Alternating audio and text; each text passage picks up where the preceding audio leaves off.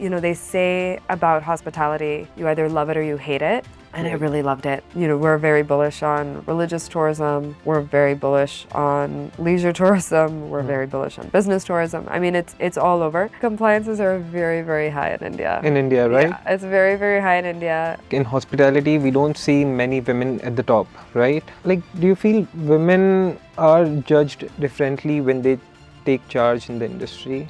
If I was to advise anybody on this, right? Yeah. I would say get your food right. Okay. I think it's very basic, right? And it sounds simple, but Right. it's not. Where do you think the Indian hospitality industry is heading? So, what would you tell women who have got the idea, the passion, energy, but are just afraid of being judged and failing, right? That's why they don't act. When we talk about being responsible, it's being responsible in so many different ways. And for us, we need to adhere to those values. But most importantly, we need to act on those values and not be hypocritical. In today's episode of What Next, we are joined by someone who has taken the less obvious path, Shruti Shibulal, founder and CEO of Tamara Leisure Experiences. Coming from a legacy that has shaped Indian tech industry, she could have stayed in the comfort zone, but she chose to build something of her own in hospitality. So, in this podcast, we will talk about how Tamra started, the challenges of stepping out of a big legacy, being a women leader in the male-dominated industry, and the future of Indian hospitality. Okay, first of all, Shruti, thank you for doing this. You have been kind enough to say yes in a short span of time. Thanks for having me, Saurabh. It's Definitely. a pleasure to be here. Thank you. So, Shruti, a lot of people know you because of Tamara, right? I would love to start right from the beginning. Can you just take us back to your early days? From childhood? From childhood, maybe. Okay, sure. Yeah. So I was born in Bangalore, but I've lived half of my childhood in the US and half in India. I spent all of high school in India, essentially from 7th to 12th grade, and it was very formative for me. And then I went back to the US. I studied my Bachelor's of Science in Chemistry with a minor in philosophy from Haverford College. After I graduated from there, I worked in finance. And so I worked in finance at Merrill Lynch for a year in New York. And while I was there, I realized that I really wanted to do something on my own. I wanted, what I at that time was calling a project. And I was like, I just want something which is mine and that I have ownership over. And so that led me to coming back to India because I felt like India was the place to do it and to really have an impact in whatever I decided to do. I wasn't sure what my project was going to be, but I felt very strongly that India was the place to do it. So I moved back, and one thing led to another, and I ended up starting a restaurant company with at the time my business partner, and it was a remarkable experience. I mean, I loved it. I think, they say about hospitality, you either love it or you hate it. And I Right. really loved it. And I think it's because it was so people oriented, which is a lot of the reason why I didn't stick to, for instance, chemistry, which is what I had studied, right? I liked being around people. And so I got into it. I really, dug into it, got into every sort of aspect of the business, learned a lot. And once I had done that, I felt that I needed to go back to school and get a foundation in business. So I did business school at Columbia University. So I'd moved back to the US to do that. And around that time is when Tamara was getting created. And so Tamara, I was involved in the early days in terms of the design and a little bit of understanding the construction of our first property, which was the Tamara Coorg. And about a month before I graduated from Columbia is when the Tamara Coorg was officially launched for business. So that was in April of 2012, and I graduated in May. Okay. So I joined the organization. I had a choice. I was, either I could join a different organization. I had interned at Shangri-La Hotels in the summer between. So that was sort of something I was thinking about. I could join a different organization. I could do something entirely different, like go into consulting, or I could join Tamara. And finally, I landed on, I think this is the organization and the business that I'd like to help shape. So I joined the company and I worked in a few different positions over the years. I worked in both strategy. I worked in projects, which is where we do the design construction of our properties. And eventually, I became CEO in 2018. Okay. And about 10 days ago, I handed over my CEO position to a new person named Samir. And I have just come into the role of executive vice chair. Oh, that's interesting. So you have done engineering, right? Not engineering, I Not was engineering. a chemist. Chemist. Yeah. Okay. So you could have easily continued into tech or investing if you do, right? Yeah. So why hospitality? I mean, so like I said, like I loved hospitality, To be right? And around I with think people. restaurants are different from hotels. I will say Hmm. that, right? And I've done both, and I do much prefer hotels over restaurants. Okay. And I can explain that. But, for me, there are a few things that I like about it. I think at a very philosophical level, what I enjoy about it is that it's very, you get a lot of instant gratification. And what I mean by that is when you do your job well, you know immediately from your guest Correct. if you've done your job well. You know, Hmm. there's no like waiting around till your project ends, months down the line to understand if you've done it well or Hmm. not. I mean, as soon as you've kind of served your Right. guest, okay, you've done a good job or not just by looking at them. Yeah, you You get have to an know idea. immediately if it is bad or good, Yeah, right? Yeah. yeah. And it's a very gratifying Hmm. experience to have that, right? So when you bring joy to Hmm. somebody, and that really is what hospitality is about, about bringing this experience of joy to them Hmm. in the food that they're being served or in the experience that they're going through or, whatever it is, like, the way their light, brightens up when they enter a really beautiful room or like see the view from their balcony. I mean, these are things that give me a lot of pleasure, Hmm. and so that's, I would say that that's the very like deep philosophical reason why I enjoy it. But beyond that, like I really enjoy working with the people that I work with So in we can say hospitality. that you're a people's person. Yeah, You I like think to so. around with people. Yeah, yeah, yeah. I mean, for sure. I think I really enjoy that. And the interesting thing is with hotels is like you work with people from all different backgrounds, Correct, right. all across the country, all across the world, from every socioeconomic background, every, like just, every kind of variety of background you could imagine. And Right. that's, it's a very diverse community. Hmm. And that's really fun to work with as well. Right, like there are so many different agencies involved. When you are developing a hotel and when you are working as a hotelier as well, right? Yes, yeah, yeah, it's extremely collaborative. Correct. And it's very fun. I mean, I think that everyone is working towards the same sort of goal of, again, ensuring that your guest has a phenomenal experience. And so when you come together as a group, it's a really fun, exciting place to be. So it's not glamorous. I think there's sometimes this preconceived notion that like Hmm. hospitality and working hospitality can be very glamorous. Yeah. I would not say that that's the case. We'll come on this as well. Sure. People think that hospitality is a glamorous industry, different location, great properties, right? So what's the one thing that you think that no one really knows about it? I think especially for those who work in the back, Hmm. right? Those who are not seen, it's very tough, right? Because like if I just like let's take the chefs, right? The Hmm. cooks, the chefs Yeah. who work in the back.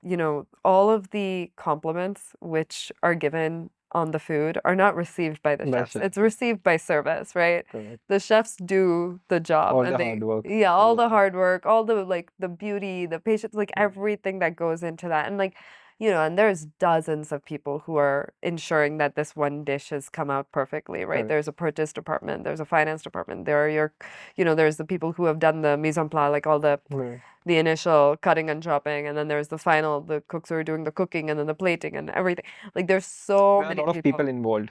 Right. There's so many people involved, and like they don't get any of the Hmm. gratitude. Finally, it's Okay. all of us who are out in the front Hmm. who really receive that goodwill, So, I would just say that it's, what you don't see as a guest is sort of this production, this massive production that goes into creating these experiences Hmm. out front. It is tremendously operational. It is tremendously process oriented, right? Which is not sexy Correct. at all. It's very regimented. It looks sexy, it looks glamorous, but it is. It's very precise. Yeah. and it's very organized, and it's and there is no room for error. I mean, there's in a good situation, there's room for creativity, Correct. but there's very room for error because people, guests have a very It's loud all about the voice. experiences, right? Yeah, but also like in today's world, anyone can go online and say, if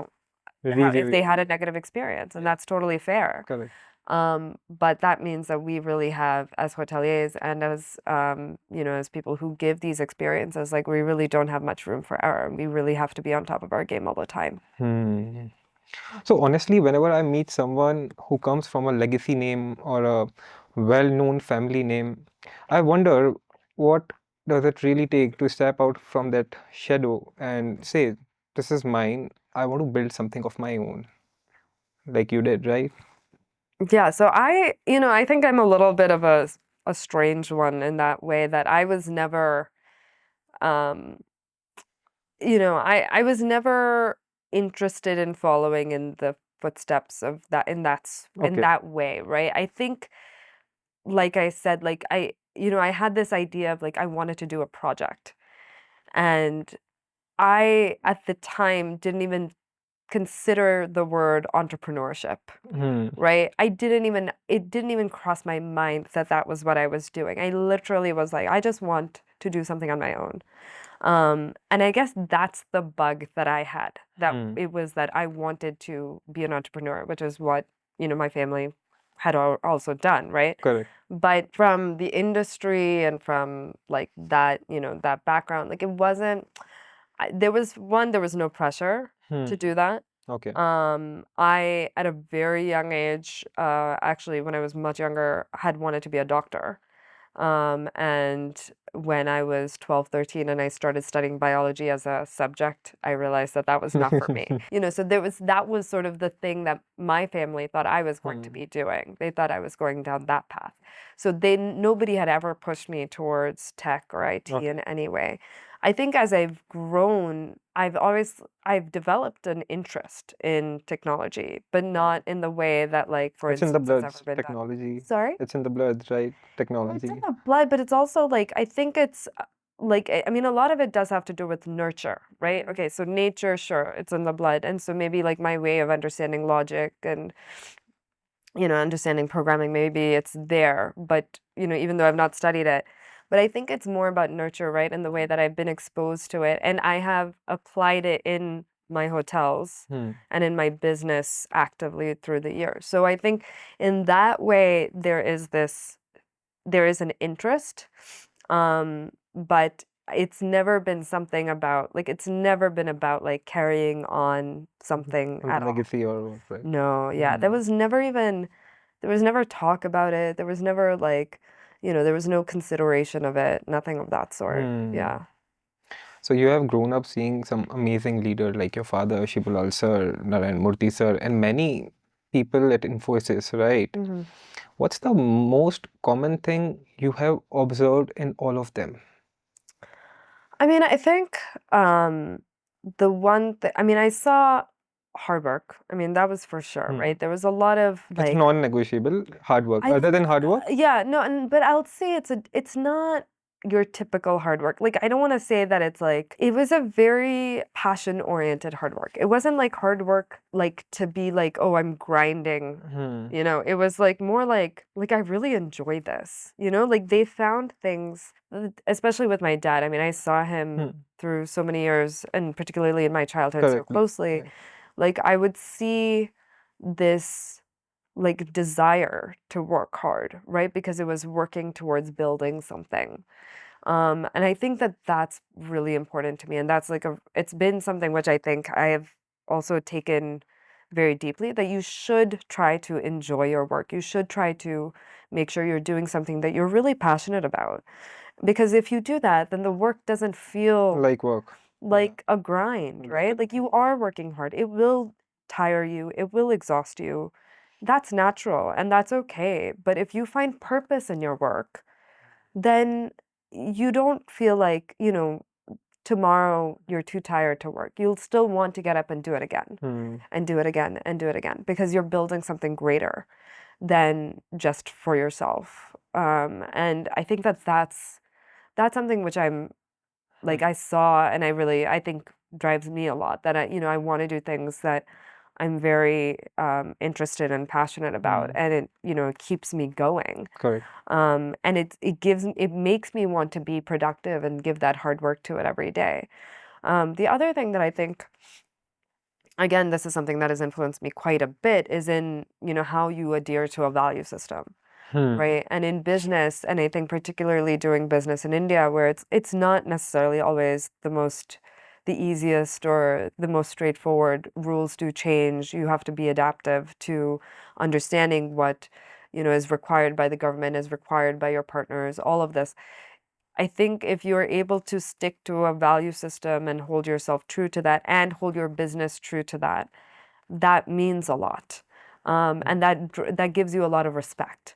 And I think that respect and reputation is something that has been, I've always seen that that's something which has been upheld very strongly. And so that's something which I think has also been very influential in me. Value system, discipline, respect, like Infosys is famous for that culture. Yeah. Right? People we grow up around impacts our life, like how we lead later at our work life as well. Oh, yeah. Right? Of course, yeah. I think, people, I think we Because are you have very been much surrounded influenced with by your people father, around right? us. Yeah, I think I think it's not just your family. I'm certainly influenced by my father. I'm certainly influenced by my mother. My mother is a highly empathetic person, and she works very deeply with our philanthropy.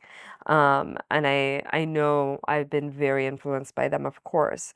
But I've been influenced by several people, by teachers, Okay. by friends. I think that, we're all moldable in a sense, right? And maybe we do become a little bit more rigid as we grow. And I do think at some point you also stop caring so much about what other people think. Think about you, right? Yeah, I think that's an important moment, I would say, where you kind of become a little, like, not to say that you're not adaptable, but and I hope that I do remain adaptable, and I do remain sort of open to feedback and open to sort of change and all of that.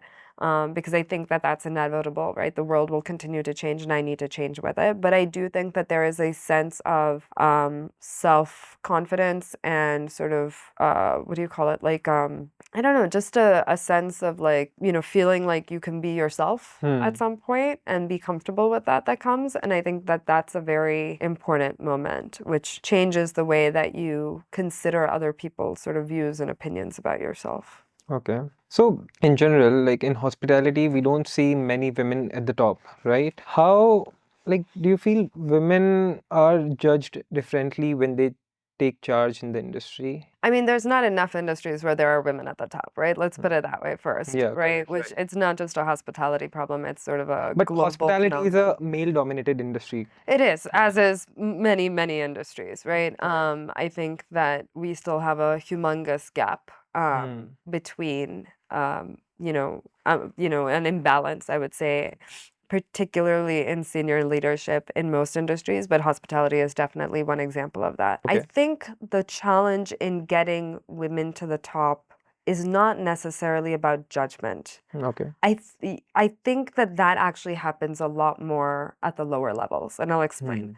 I have seen what I find are very inappropriate questions being made during interviews to young women about when are they going to be getting married and when are they going to have children and what do they intend to do during those times. And I think that is highly inappropriate. You would not ask a man those questions. So why are women asked those questions, right? So I think early on, I think the judgment is very high. And that itself puts women off from applying to certain types of jobs. And I think it immediately kind of sets them lower in terms of then, that immediately is kind of setting them back, right? I think what then happens is that in leadership, firstly, there aren't enough women who are there at that base level. Correct. Pulling them up again with these questions being involved is a difficult thing. And then finally, I think that unfortunately, and this is the reality of it, is that I am still seeing that when it comes to the topmost positions, if let's say you need to have a relocation, right? Let's say, there's a family that lives in Gurgaon and the job is in Bangalore and this is for a very high level position. If it's a man, the man will move the family down to Bangalore. Absolutely right. If it's a woman, the woman will not be in a position to be able to move that family down to Bangalore, even though this is the highest level position in that organization. And this is something that I have seen, right? And it is an incredibly unfortunate social How situation. can we fill this gap? How can we fill the gap? I mean, I think changing society is going to take time. I think talking about it, and I think more than that, I think there are advocates for this, and honestly, it's men need to be advocating for this because they are in those positions of power more than women are right now. If that happens, then slowly that change will happen. I think women needs to take stand for themselves more than that. I think men need to take a stand for women too. It's not going to Absolutely happen, right. right? If you're saying that Absolutely if the right, yeah. balance is right now 70% men and 30% Correct. women, even if the 30% women are standing there screaming, you still need another good 30-40% of the men Right. standing there with them, Right. pulling them up, right? Pulling those women up so that they can pull the next generation up and next generation up. I don't see a lack of women standing up for themselves. I don't see that is really a problem. I think women stand up for themselves tremendously. I think as leaders, it is our responsibility to make sure that there is parity and that there is opportunity. And then there is a little bit of extra opportunity given as well. So in my organization, we have goals when it comes to parity, right? So we say that, in leadership, we have to increase the women's representation by a certain percentage every year. If there's a replacement or if there's new roles coming up, then they have to be filled by women, right? And the idea is that you have to force that diversity. Right. You have to take that effort to find those appropriate candidates. Like if you come back to me and you tell me like, we didn't get the candidate, that's not good enough for me. Like that's the easy way out, Right. right? Right. Find the candidates, find the people, bring them into the organization because that's the goal of the organization, to be diverse and to be fair. Another thing that we did recently is that we went through our appraisal process, as many organizations do at this time of the year. We went through a parity check. We made sure that all women and men who are at the same position with equal experience are getting paid the same. Same, yeah, right. Right? And these are things which take effort. These don't just happen automatically. Right. It takes effort from leadership, and it makes a difference. But it needs to be done. I think first you need to think about that before making any decision, right? What do you mean? You thought about are the men and women getting the same or not if they are in the same position, Yeah. right? First you need to think about it. Like most of the times people do not think like that way. I think there's sometimes I think there's ignorance. Ignorance. But I think sometimes it's also easier to just let it go, right? And I think that that's where the value system thing comes back into place, right? If your value system is saying that your organization should be fair, should be diverse, should be giving equal opportunity and giving fair opportunity, then you should behave and act on those values. You don't just leave them as talk. And I think that's something that I'm very clear about at Tamara, right? Okay. We stand for this idea of responsible hospitality. And recently somebody was saying, sustainability in hospitality has become such a common thing these days. So I don't, people use this term as a marketing term. Yeah. To be For me, honest, it's never been for you that. it's different, I know that, Yeah. right? So But we've, for as long as we have existed, we have stood by that and we behave on it, right? But that's not just when we talk about being responsible, it's being responsible in so many different ways. And for us, we need to adhere to those values. But most importantly, we need to act on those values and not be hypocritical by doing something which we don't stand for. we'll come on sustainability. First, I want to know, so what would you tell women who have got the idea, the passion, energy, but are just afraid of being judged and failing, right? That's why they don't act. Hmm. So what would you tell them? I mean, I think one of the most important things is trying to find people who will support you around you, right? I think that that does truly matter, like a good support system, Hmm. whether it's your friends, whether it's your family. Yeah, I mean, like, rallying around you, like supporting you, telling you that it's okay if, taking this risk doesn't work out. I think that's an important thing. I mean, it's not, it is important, of course, to be confident in yourself and to push yourself. And I hope that every young person does that, and that they have that sort of self-confidence to be able to push themselves. But it is also important to have that support system around you as much as possible. Yeah, things can be different if they get support from the family or from the man, from their partner, right? Things Yeah, can be different. sure. Yeah, yeah. But I think, I mean, it is difficult. I think especially young people today, it is hard. I mean, like, there's so much uncertainty in the world. And so, having that support system kind of rallying around you is something which is really, really important. Unfortunately, that's not always the case, right? I mean, we have young people in this country who migrate very, very far away from their family to be able to, to work. And it's, I mean, they take a risk and they take a chance and, but you never, I think until you take that risk, you never know, right, what can be. So, yeah. What I have observed in the last 4 to 5 years, post-COVID, travel changed for everyone, right?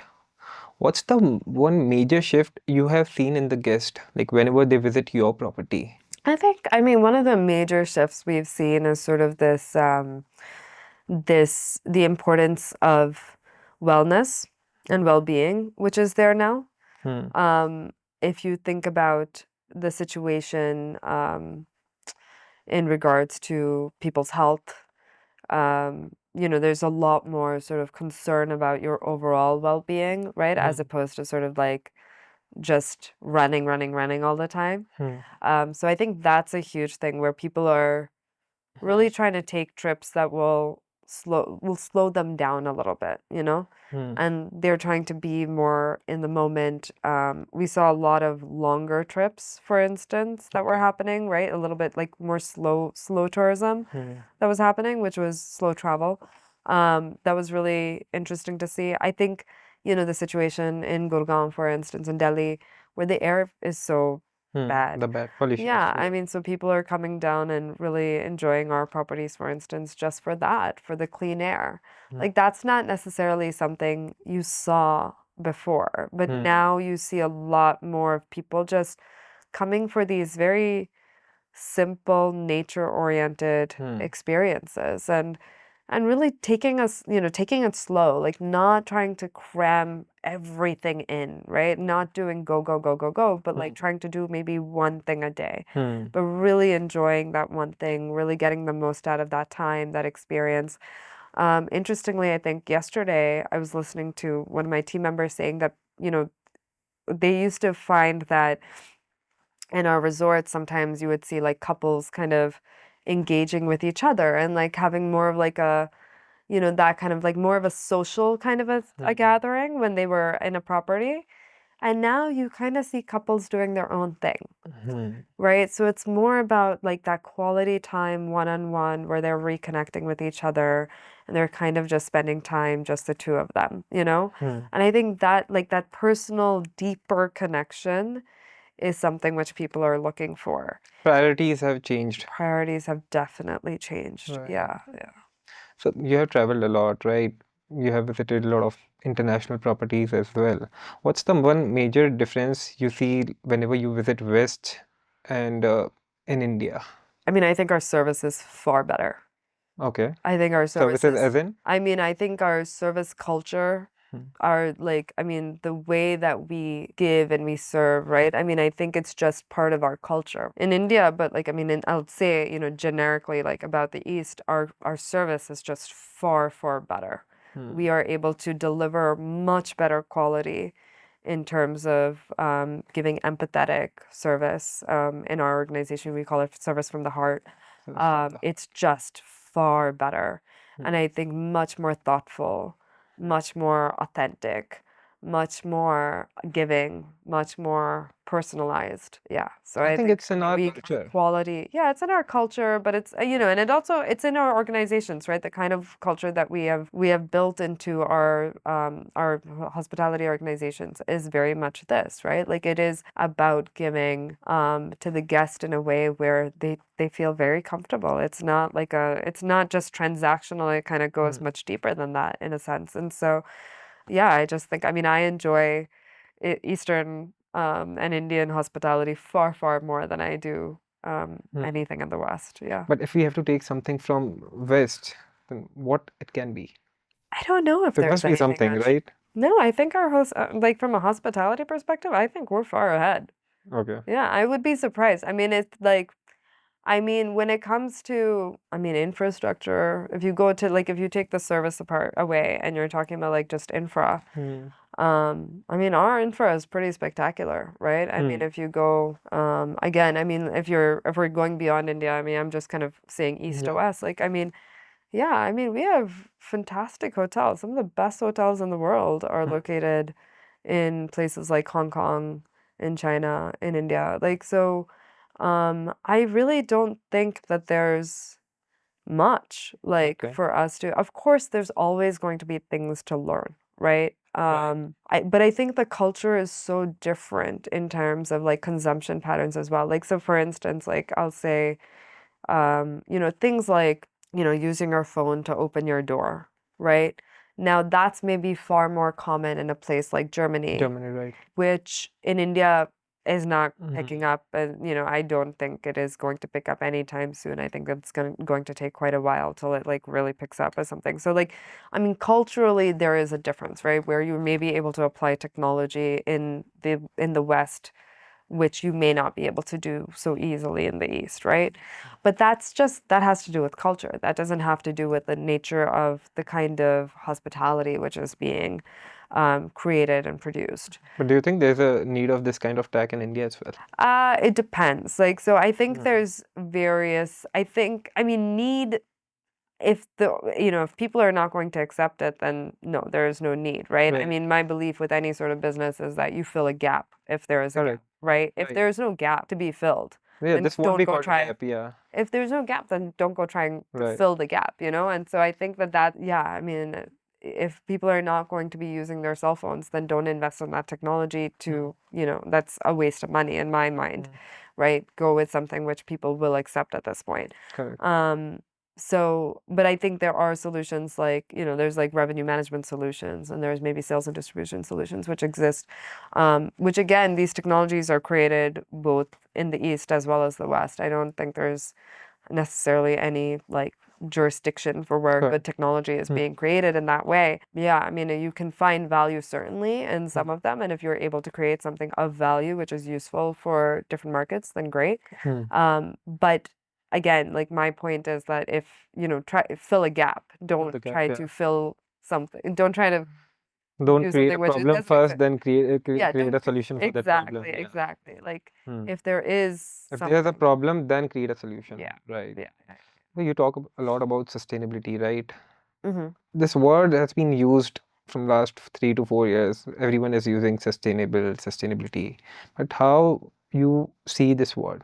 Okay, so I mean, so we've kind of had this as part of our DNA for, the last 20 Right. years nearly. Like, so, the way that we have always considered it is in, it's, I think, okay, let me, I guess, contrast what I think people are using it for and like what I think it is, right? So what I think people use it for is for like very simple things, right? Like, so the way hospitality has always been done, it's been very wasteful because it's been like, okay, you have to give the guest everything. And if you compromise in anything, then the guest will be unhappy. So, the first thing that people did was like, we'll only replace your towels if you, leave them in the basket or whatever. And like that was considered a sustainability initiative because you weren't using as much water. Now, sure, okay, that's fine. But how much water were you actually saving by doing this exercise, right? Did you measure it? Did you figure out how much water was actually like exactly how much water did you save because you did this initiative? You know, and there's been other initiatives like this, which are very small things, which I But think it doesn't the cost you industry has done. much. Does it? Sorry? It doesn't cost you much. It Like, doesn't cost you anything, right? I mean, in fact, it reduces your cost, right? If you're not washing your towels as often, you're not using as much water, you're not using as much electricity for your laundry, so you're reducing your cost, right? So let's set aside cost because, and that was oftentimes what hotels were thought to be doing by doing this initiative. They weren't necessarily doing it for the idea of sustainability or for the guest. They were they were supposedly doing it because they were saving on cost. But my argument with this is that's fine, okay? It's no problem with doing that. But the thing is, you actually measured what your impact is, right? And that's how we at Tamara have always sort of approached sustainability, right? How do you actually push your consumption down measurably? And how do you push your savings down measurably, right? So when it comes to water consumption, for instance, I can take last year's water consumption. I will set a goal saying, okay, next year I'm going to reduce it by 10%, right? And how do I do that, right? So my property managers my GMs need to go in and they need to figure out like where are all the places that we can think of where we can reduce our water consumption per guest, right? So might be in looking at the faucets, bringing like more water efficient faucets, making sure there are no leaks anywhere, making sure that in the kitchen, for instance, we're not using taps, we're using foot pedals. Okay. Right? Changes actually how much water is being consumed in the kitchens. It could be, I mean, that's one thing on the consumption. It might be also in terms of ensuring that we have enough water, right? Like, do we have enough rainwater harvesting that is happening in our properties? From an energy perspective, if we say, okay, we want to bring down our electricity costs and we want to bring down our energy consumption, it can be done through better efficiency of lighting. It can be done by looking at your window glazing and seeing are your windows getting glazed enough, or do we have enough shading in them so that your AC is not running as high. It can be looked at I mean, there's so many things, but the thing is you have to measure. If you don't measure, then you don't actually know if you're improving, right? So our take on sustainability has always been that, okay, let's measure everything. And it's not just energy, water. We look at food waste very strongly. But it's also about, for instance, culturally, are we making a positive impact on the community, right? So are we being true to the culture of that place? Are we hiring mostly locally? Are we purchasing mostly locally? Right? That's a big one, right? Because that's how you are supporting them. Yeah, and that's how they stay aligned with us as well, right? We want to be a positive influence on the communities, and we're trying to make sure that everyone does well as we do well. Because that's the idea of sustainability, right? To sustain over decades, over generations, right? So if we are able to be in alignment with the communities in which we exist, then the idea is then we will be able to sustain well, and everyone benefits from that, right? So there's so many different aspects to this, right? In that we have always taken a very holistic approach to it and a very systematic approach to it, because it cannot be, again, done just kind of haphazardly and been like, oh, we're sustainable. No, like you really have to take a very mindful approach. It's similar to what you said about gender, right? Like you have to be mindful. If you're just ignorant and you kind of do one thing here or there, like that's not really pushing the needle, right? You have to be consistent, you have to be thoughtful, you have to bring your entire organization into that story so that each person is contributing towards improvement. Because if it's just me saying like rallying for sustainability, like honestly, nothing's going to happen, right? I need every person working at every hotel to be, that person that is sort of standing there saying like, no, we are going to do better. And that makes a big difference. I think this will only happen if someone say that we are sustainable. If they say, then if they mean it, then only it can happen. Of course, yeah. I mean, I think that's the case for anything, right? If you don't mean something, like it's not, nothing's going to happen ever. You just talk, I mean, what's the You walk the point? talk, right? You walk the talk. You have to walk the talk, but you also have to teach the talk. You have to drill the talk down. You got to like educate on the talk. I mean, it's not easy. It's not easy. It's a process. It is about culture, and people are not easy, but that's what I enjoy doing. That's been my strength. I wanted to know, what does Tamra means? Tamra. Tamara means Tamra. lotus Lotus. in Malayalam. Yes. Tamra. Yes. Okay. So, where do you think the Indian hospitality industry is heading? Like, is it towards more boutique kind of property, or more budget-friendly properties, or something else differently? I mean, I think it's blowing up everywhere.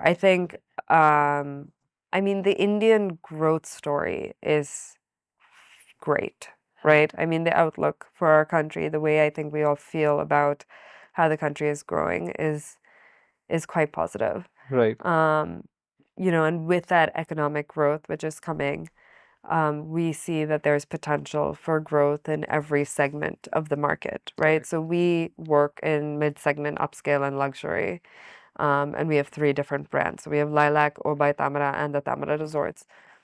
All 3 are doing well, and I think there's, room for growth in all 3 of those sectors as well, and segments as well. We're very bullish on religious tourism. We're very bullish on leisure tourism. We're very bullish on business tourism. I mean, it's all over. I think what's really interesting is how the market is spreading into the tier 2 and tier 3 towns, Correct, right. right? So for instance, we launched a property in Kumbakonam, Kumbakonam. It's in which south. it's a religious destination in Tamil Nadu. And we broke even within a couple of months, 2-3 months. We were breaking even. 2-3 months. Yeah. Yeah. Exactly. We were shocked as well, because I didn't think it was going to be that fast. I had hoped, but I mean, I did not know, right? How was And it possible in 2-3 months? Like, the market is good. I mean, I think, of course, this was our 9th property, so I think and this is also a boutique property. no, this is a Lilac. So it's our mid-segment Okay. property, which is, the USP for Lilac is safe, clean, value for money. And so we launched this simple, it's a very nice 50-room property in Kumbakonam. And yeah, I mean, the market was very kind and accepting, and the product, I think, has spoken for itself. We serve good food. We have very basic but nice hospitality service that we give.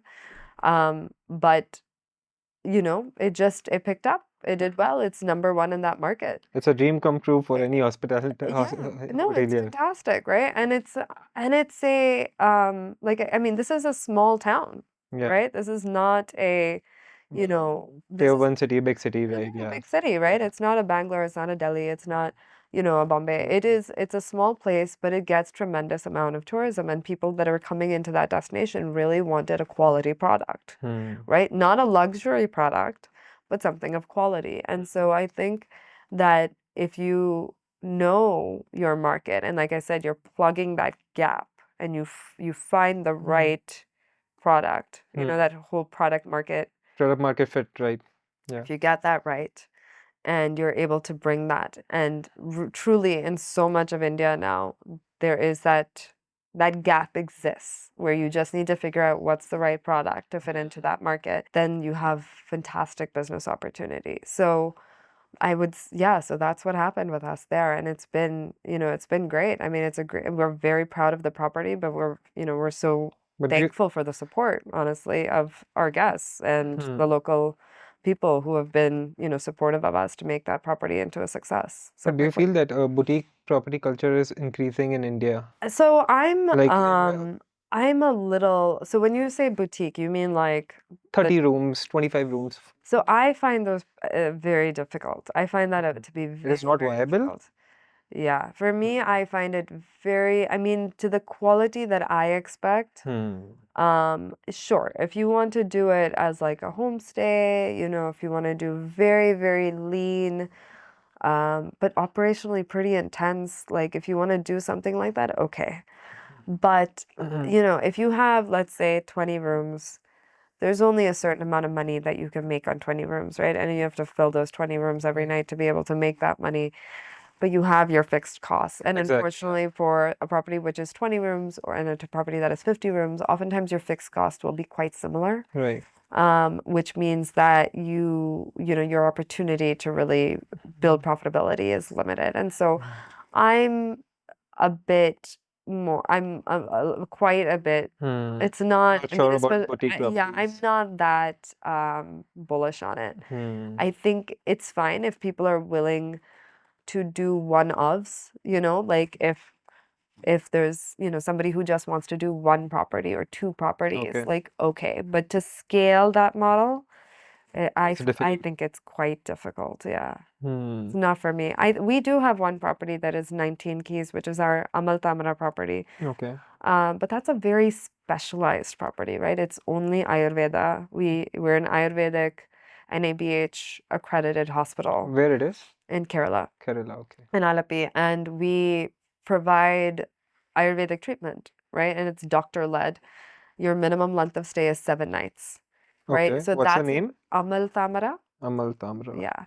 So that's a very specific business model, right? But like the key here is 7 nights minimum stay, 7 nights. Okay. It's a right? wellness property. It's a, like a It's an Ayurveda. Yeah. Ayurvedic hospital. It is Hospital. a hospital In LP. property, yes, Okay. on the backwaters. Backwaters. So it is a very small property. It's 19 keys, but you have this minimum length of stay. It's a very particular kind of offering that we give when people are coming to go through an Amal Yatri journey, which is the sort of journey of going through their wellness. Okay. It's a wellness journey, Okay. and it's very transformative, and it's but if you're just talking about like a generic leisure property, Leisure property. Yeah.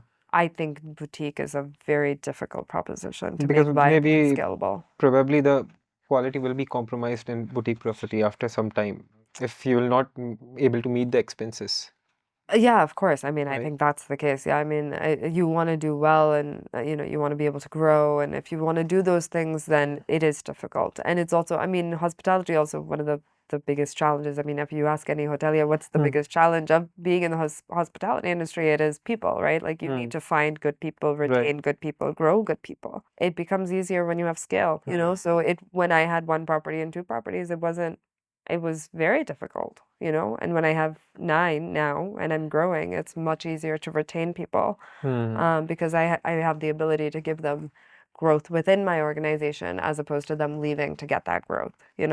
So I think that, yeah, so I scale think is because quite you important. have done all the hard works in the initial year, that's why it is not difficult for you now. I wouldn't say it's not difficult. Of course, it will be. It is definitely still difficult, but yeah, I mean, I think that, honestly, we have gone through we've gone from like a small to a mid-scale organization, really. And yes, I did kind of lead that, and put in very strong foundations. And the next stage of growth is really also extremely important for us because we're starting to do asset light, Okay. which is where we operate properties for owners, for people for Okay. others other than ourselves. And we're moving quite aggressively on that strategy. And so that is going to be a completely different level of scaling, right? So like, yes, I took it from the 2 to 9, but the next stage is really from the 9 to the 50, 9 to 50, right? And that's going to be a very different, I mean, the challenges which come with that are going to be very different, but hopefully given that the foundation is strong, it should be. How fast is it gonna happen? I mean, I think it'll happen pretty fast, actually, because I think, like I said, if the India story is strong, which I believe very much that it is, then the opportunities to work with owners and developers across the country is actually quite strong. So, yeah, so it is happening. It'll happen quite quickly. So I really want to know, like, what's the major challenge you face, like, wherever you have to go from south to Rajasthan? If I say Rajasthan, if I talk about Rajasthan, if you have to develop properties over there, what will be the most difficult challenge you will face? I mean, I think, I don't have experience in that particularly, right? But I Okay. do think that there are local nuances that need attention. You have to have, again, local alignment with the agencies, whomever is there, the community, everything. And that's what I've experienced really in any part of the country. It's not just necessarily the South. The South is also not homogenous, right? Working in Karnataka is very different than working in Tamil Nadu. It's very different from working in Kerala. Hmm. It is, every place has its nuances, and you kind of have to figure out how to adapt and be respectful of those nuances, and ensure that you're able to come out with something which is beneficial to the local place as well as for yourself. So, um, it's not easy, Yeah, I for understand. sure. I understand. And I think having that sensitivity to the human side of business, um, especially in India, I think is really, really important. I think, interestingly, even, I mean, we own properties in Germany, and interestingly, even there in a place like that, like, you have to be sensitive, right? Even though things seem like they're very black or white, Correct, right. even there, you actually have to be very, very sensitive to local nuances. And there, for instance, reputation matters tremendously. Correct. Like, I know for a fact that one of the hotels that we own is in a town where we had to be checked. Like, we had to be checked out, and only after we were checked out were we allowed to, participate in buying that property and accept it as buyers for that property, because it was so important for the town. The For the town town, was right, yeah. invested. And so, so things like, these are things, it's interesting. Like, you learn through So like, what do you think? Like, do we have more compliances if we set up a property in India, or if we set up a property outside India? compliances are very, very high in India. In India, right? Yeah, it's very, very high in India. I Do mean, you feel that it's ease of quite doing tricky. business is not there? Sorry? Do you feel that ease of doing business is not there? I think it could be better, It could be better. for sure. Yeah, I think it can be challenging. There are ways in which things can be certainly improved, state by state as a country. I think that, yeah, I think there are many ways in which we could do better. Right. So what's the most challenging part when you start a hotel in India? Like, what's the most difficult permission you have to get from the government, or is it labor laws, or is it something? I don't know if there's any one particular I don't think there's anything particular in that sense. I think that it's a process, right? I mean, yeah, you have to go through your process. You have to be, I mean, you have to be compliant. I mean, you have to stick to the rules which are given, and you have to be compliant, and then you have to go through that process. And of course, in many of our properties, we also sort of liquor, and so like there's another process that goes around with getting a liquor license and things like that. And so these are, like I said, this is part of our corporate governance structure, and our, our entire, what we do in terms of, like, one of our value systems is this idea of being responsible to society, and a lot of, and that has to be with, also has to do with being compliant and being governed well. And so we, that's what we do. Yeah. So, like, what do you think that in next 5 year, what will be the must-have experience for any mid-sized property, be it tier one or tier two, tier three, but must-have experience? So I think, I mean, if I was to advise anybody on this, right? Yeah. I would say get your food right. I think it's very basic, right? And it sounds simple, Correct, but right. it's not. But I would say really try to make sure your food is good, because food, and this is why, I mean, I was talking about how I prefer hotels to restaurants. I think food is something which affects people's emotions and moods very deeply. And it is, I think it makes a huge difference for a hotel and their reputation if their food is good versus if their food is not that great. I think people are willing to accept a lot of other deficiencies, But if the food is not good, then don't expect them to be happy. Correct. Food, and it is hard. I know, like, again, like, it's so easy to say, like, have good food, Yeah. but it's actually very difficult Very to have good, consistent, flavorful food for everybody, right? Because everyone comes with a different taste, comes with a different appreciation, comes with a different expectation. And so to make everybody happy is impossible. It's definitely impossible. But for the most part, if you're able to do your food well, then I think that, you will be forgiven for a lot of other things. Okay. So food is a very, very important part of this business and part of, I would say, like overall guest satisfaction. Okay. It doesn't have to be fancy. Right. It just needs to be It good. just taste better, It right? just needs to be, it needs to taste good. It needs to look good. It needs to Right. be hygienic. I Correct. mean, absolutely, like no I think compromise food is the biggest experience. Yeah, food Right. is, yeah, I mean, think about it. I mean, we have that experience multiple times a day, right? Correct, And right. I know for myself, if my food is not like something that, I feel good about, then I mean, I'm generally not as happy as I would be otherwise, Okay. So yeah, I think it's a hugely important part of the experience. So we have talked about Tamra, we have talked about hospitality industry. I have a general question that I want to know it from you. Like, do you feel that today's generation is rethinking what ambition really means? Like, now it is not about long working hours. What do you think? I mean, I don't think I think it is tricky. I think, the generations that are kind of coming up, right? And I'm a millennial, so I'll say like, the generations that are coming into the workforce after me. I think it is really tricky time. It's complicated. I think that there's enormous amount of change happening in the world, which is making it far less predictable than it's ever been in the past, right? So like I was thinking about, when I was, let's say, 15, 14 years old, and I was thinking, okay, in 4 or 5 years, like I want to go to college, I want to go abroad for college, and then I want to do, such and such a job.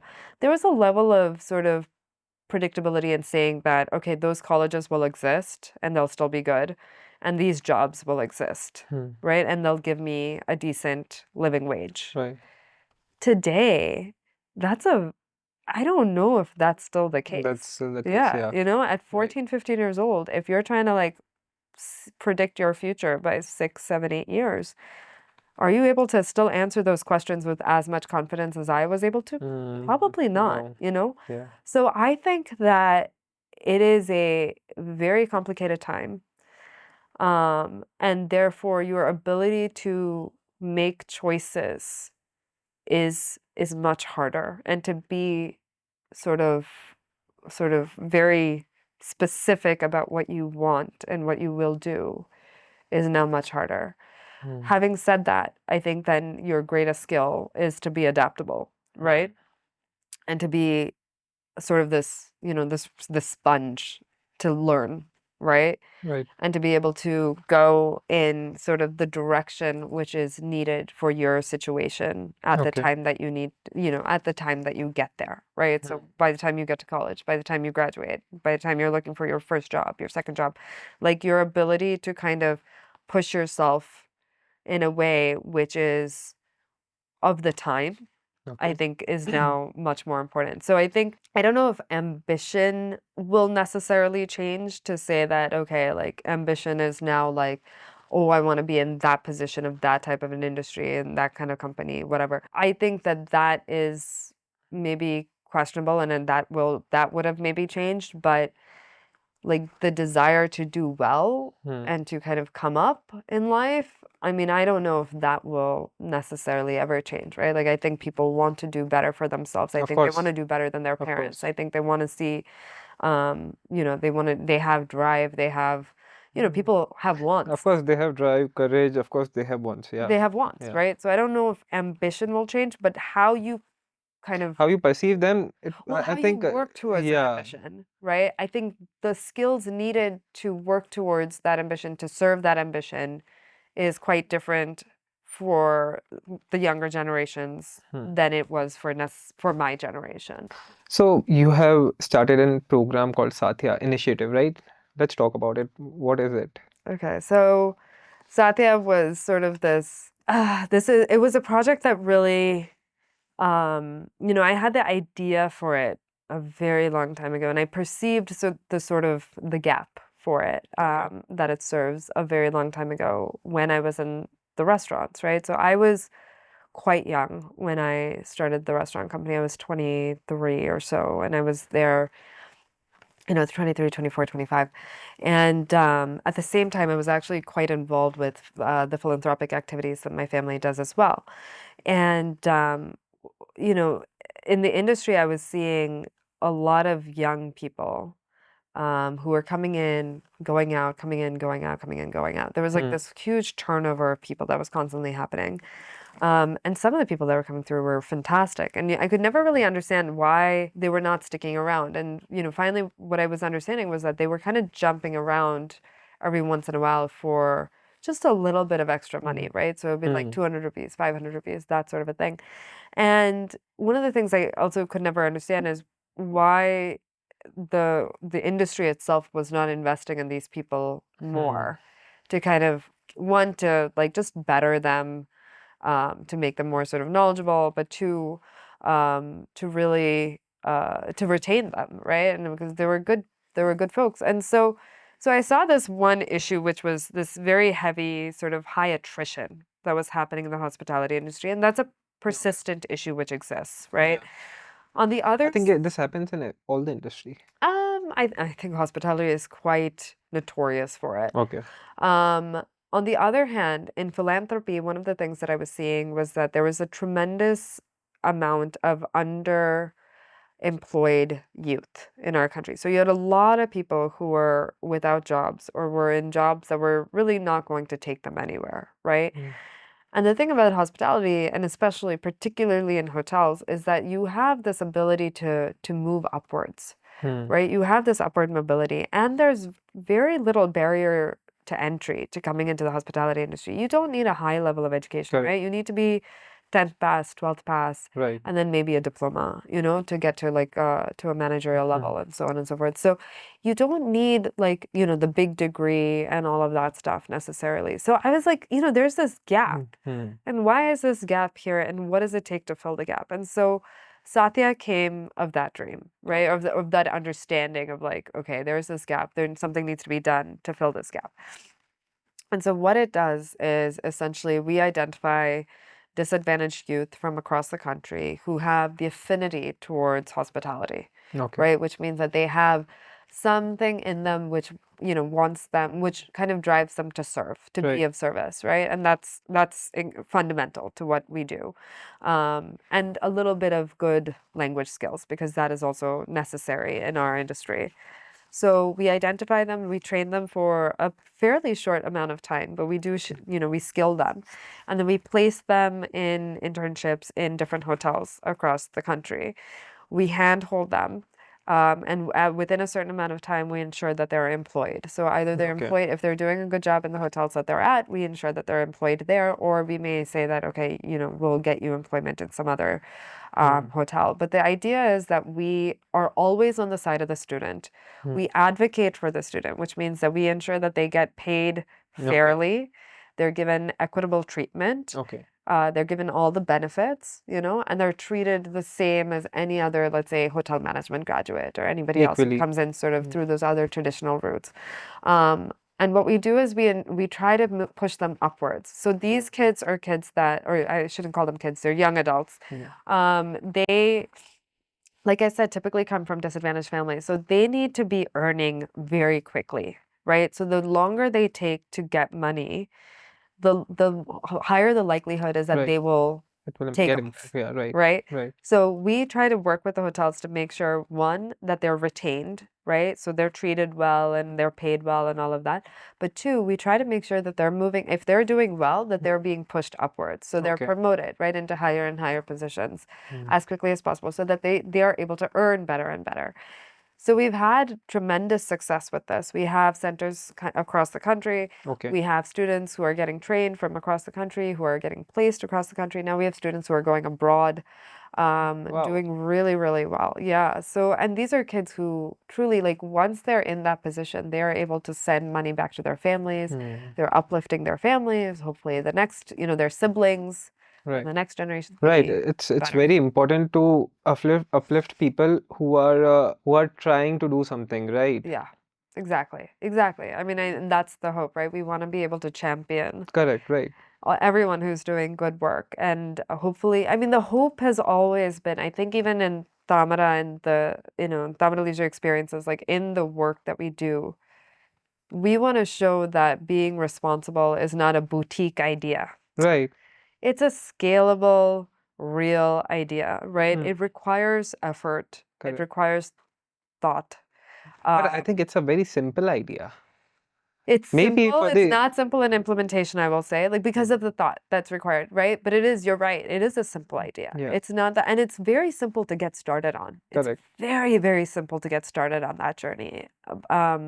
But what it is to me is, and what's most important to showcase is that it's scalable, right? So that every hotel, right, across the industry starts being more responsible in their practices, Right. not just talking about it, but Correct. really doing something about it. Because that's when, as an industry, we can truly make a huge impact. We're already, I mean, we're one of the largest employers in the country, right? We employ about 9-10% of the organized sector. So as tourism, the tourism industry does this. And so that's enormous. So we already provide a ton of employment and economic growth that means for Correct. this country. Right. So what more can we do? And I truly believe that we have this ability and this opportunity to do so much more in terms of providing that positive impact. So for me, it's sort of my passion to show that, listen, there's so much that we as an industry can achieve and do and be good at. Right. And so, please learn from what we're doing and try to implement what you can. Correct. It's so good to know about you, to talk to you, and to get to know about your perspective. And it's quite inspiring, I will say. Thanks, Saurabh. Appreciate it. Thank you so much for your time. And I had a great experience with you, and I'm sure people who are going to watch this will love this. Thanks. No, I Thank you. appreciate it. Thanks for having me. It's been really lovely. And yeah, I mean, all the very best with everything as well. That was Shruti Shibulal on What Next, sharing insight not just about building a brand but building an identity. If you found this valuable, share this with your friend or family who is dreaming big.